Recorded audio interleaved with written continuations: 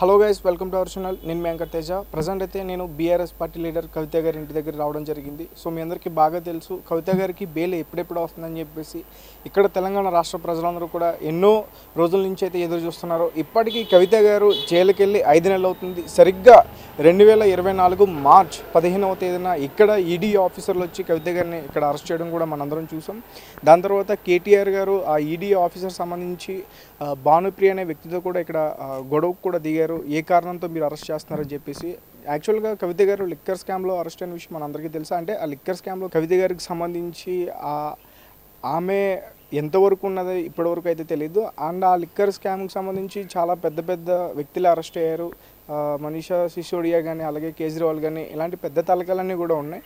అయితే ఇందులో కవిత గారి ఇన్వాల్వ్మెంట్ కూడా ఉంది. కొన్ని ఫోన్లు కూడా ఉన్నాయి.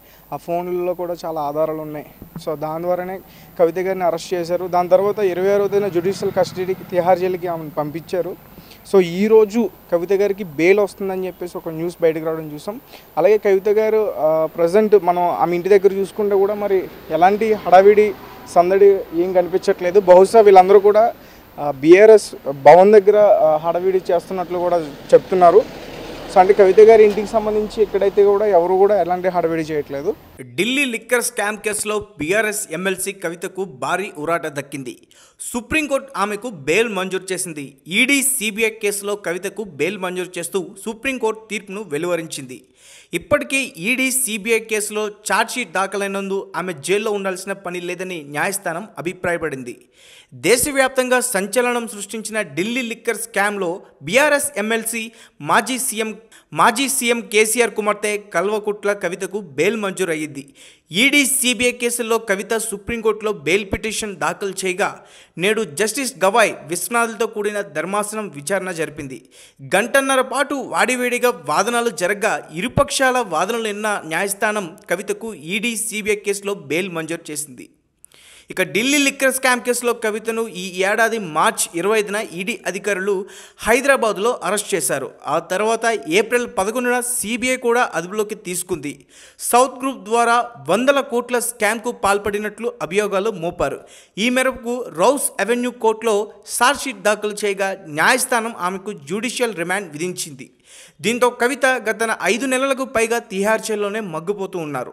పలుమార్లు బెయిల్ పిటిషన్ దాఖలు చేసిన ఎలాంటి ఫలితం కూడా లేకపోయింది. దీంతో ఆమె సుప్రీంకోర్టులో పిటిషన్ దాఖలు చేశారు. తాజాగా ఈ పిటిషన్పై విచారణ చేపట్టిన సుప్రీం ధర్మాసనం ఇరుపక్షాల వాదనలు విన్నది. కవిత తరపున న్యాయవాది ముకుల్ రోహిత్కి వాదనలు వినిపిస్తూ సౌత్ గ్రూప్ 100 కోట్లు అంటున్నారని, కానీ ఇప్పటి వరకు ₹1 కూడా రికవరీ చేయలేదని అన్నారు. విచారణలో తీవ్ర ఆలస్యం జరుగుతుందని, ఇది పూర్తిగా తప్పుడు కేసు అని అన్నారు.